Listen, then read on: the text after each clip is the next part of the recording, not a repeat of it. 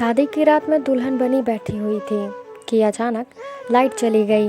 Light जाते ही मुझे अपनी भाभी की बात याद आ गई। उन्होंने कहा था कि देखना, अपने आप को पसीना मत आने देना, वरना पसीना आते ही तेरा महंगा मेकअप उतर जाएगा और तेरा पति तुझे देखते ही डर जाएगा। लाइट जाते ही यह सब सोचने के बाद मैं बहुत घबरा गई, क्योंकि मैं बहुत काली थी।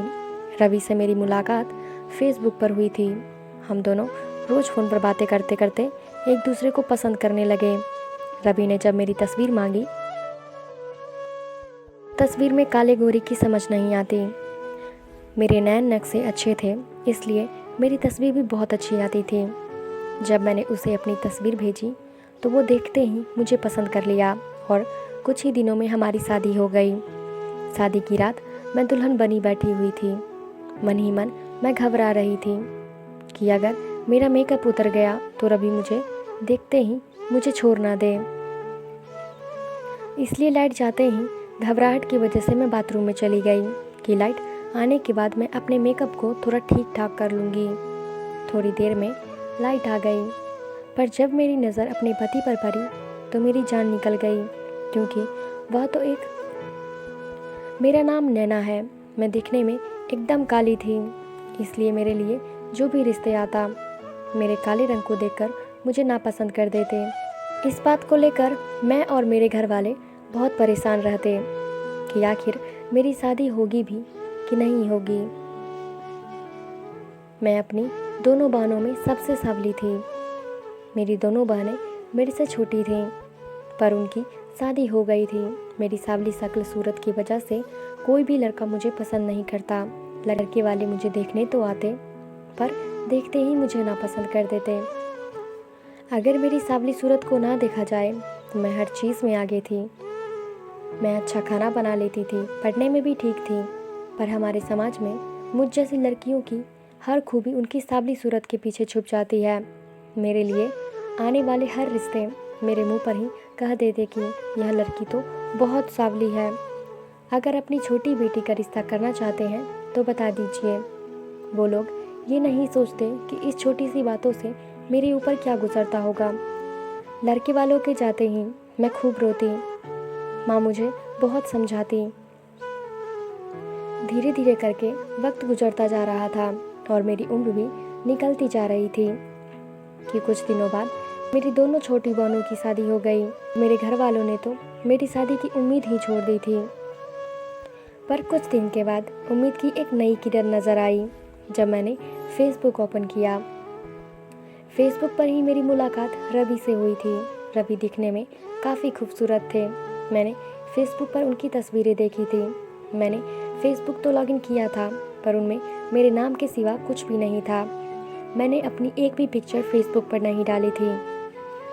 जब मैं रवि को फ्रेंड रिक्वेस्ट भेजी तो उन्होंने एक्सेप्ट कर लिया। उसके बाद हम दोनों की चैटिंग से बातें होनी शुरू हो गई। उन्होंने मुझसे मेरी तस्वीर मांगी। पहले तो मैं तस्वीर भेजने से हिचकिचा रही थी, पर जब रवि ने ज़्यादा जिद किया तो मैंने मोबाइल की मदद से अपनी तस्वीर को फ़िल्टर कर भेज दिया। मेरे नैन नक्श तो बहुत सुंदर थे, बस कलर की सांवली थी, और फ़िल्टर करने के बाद मेरी तस्वीर बहुत खूबसूरत आई। मेरी तस्वीर देखते ही रवि मेरी बहुत तारीफ़ करने लगे। काफ़ी दिनों तक हमारी फेसबुक पर बातें हुई। उसके बाद रवि ने मुझे प्रपोज़ कर दिया। मैं तो यही चाहती थी। जब यह बात मैंने अपनी माँ को बताई और रवि के बारे में सब कुछ बताया कि रवि एक सॉफ्टवेयर कंपनी में इंजीनियर है और मुझे पसंद करते हैं, तो माँ भी बहुत खुश हुई।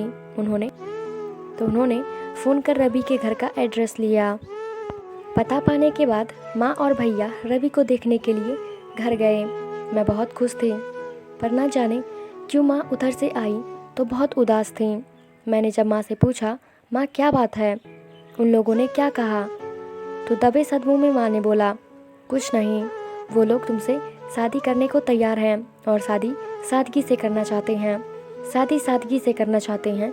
यह बात सुनकर मेरे मन में कुछ खटका, क्योंकि रवि घर के इकलौते बेटे थे और वह भी शादी सादगी से करना चाहते थे। यह क्या बात हुई, पर कुछ भी नहीं। मेरी शादी इतनी मुश्किल से और इतने दिनों बाद हो रही थी। हम लोगों ने लड़के वालों की हर बात मान ली और कुछ ही दिनों में मेरी और रवि की शादी हो गई। शादी होने से पहले मैंने माँ से एक बात कही थी कि माँ, अगर वो लोग अपनी इतनी शर्तें मनवाना चाहते हैं तो हमारी तरफ से भी उन्हें एक शर्त बता दो कि हमारे घर की लड़कियों की शादी पर्दे में होती है। पर्दे में शादी होने से बिना किचकिच के मेरी शादी भी हो जाएगी और किसी को पता भी नहीं चलेगा कि मैं इतनी बदसूरत हूँ। और शादी होने के बाद क्या है, जब शादी हो जाएगी तो मैं अपने प्यार और गुण से अपने पति को अपना बना लूँगी। माँ ने बिना कुछ कहे मेरी बात मान ली और लड़के वालों को बता दिया कि हमारे घर पर शादी पर्दे में ही होती है। लड़के वाले ने भी हमारी शर्त को मान ली। बाद मेरी और रवि की शादी हो गई। शादी होने के बाद भाभी मेरे कमरे में आई और मुस्कुराकर मुझसे कहने लगी, देखना नैना, शादी की पहली रात को अपने आप को पसीना मत आने देना, वरना इतना महंगा मेकअप तुम्हारा खराब हो जाएगा। उस वक्त मैंने अपनी भाभी की बातों पर कोई गौर नहीं किया और दुल्हन बनकर ससुराल चली गई। मैं सुहाग की सेज पर बैठी हुई थी, तभी अचानक लाइट चली गई। लाइट के जाते ही पूरा पसीना आने लगा और मुझे भाभी की वह बात याद आ गई कि देखना पसीना न आने पाए। लाइट के जाते ही मैं घबराकर बाथरूम में चली गई कि जब लाइट आएगी तो मैं अपने मेकअप को ठीक कर लूँगी। कुछ ही देर में लाइट आ गई थी। मैं बाथरूम से बाहर चली आई तो देखा रवि बेड पर बैठे हुए थे।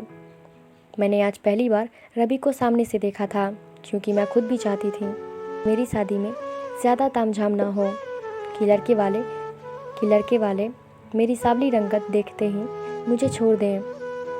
मेरे घर वाले ही रवि को देखने रवि के घर गए थे और रवि के घर वालों को मैं तस्वीर में ही पसंद आ गई थी, इसलिए आज मैं पहली बार सामने से रवि को देखी। फेसबुक पर मैंने जैसे रवि को देखा था, रवि बिल्कुल वैसे ही थे, एकदम बहुत ही खूबसूरत। आज सामने से देखी तो उन खूबसूरती देखकर मैं थोड़ी घबरा गई थी कि कहीं वह मेरे सांवले रंग की वजह से मुझे छोड़ ना दें। फिर भी मैं अपने आप को संभालते हुए उनके पास गई और उनके बगल में जाकर बैठ गई। कुछ वक्त हम दोनों में खामोशी थी। फिर अचानक रवि ने कहा, तुम अपनी असली तस्वीर से ज़्यादा खूबसूरत हो। यह कहते हुए रवि ने मुझे मुंह दिखाई में अंगूठी पहनाई। मैंने पहली बार किसी के मुंह से अपनी तारीफ सुनी थी और वह भी आज मेरा पति मेरी तारीफ कर रहा था। मैं बहुत खुश थी, बस अंदर से डरी हुई थी कहीं मेरा मेकअप धुलने के बाद रवि की मोहब्बत कम ना हो जाए। अभी मैं यही सब सोच रही थी, तभी रवि ने कुछ ऐसा कहा कि मेरे होश उड़ गए। उन्होंने कहा, तुम हाथ मुंह धोकर हल्के कपड़े पहन लो, ये भारी भरकम कपड़ों से तुम परेशान हो रही होगी। पर रवि की बातों ने तो मुझे हैरत कर रख दिया। वह मुझे देखते ही कहने लगे, अब तुम पहले से भी ज़्यादा खूबसूरत लग रही हो। उनकी इस बात से मैं सोच में पड़ गई थी कि क्या एक बार भी मैं अपनी काली सूरत के बारे में कुछ नहीं कहूँ, और नहीं तो यह मेरी तारीफ करते जा रहे हैं। वो मेरी तारीफ़ें करते हुए कह रहे थे कि तुम मेकअप से ज़्यादा सादगी में ही अच्छी लगती हो।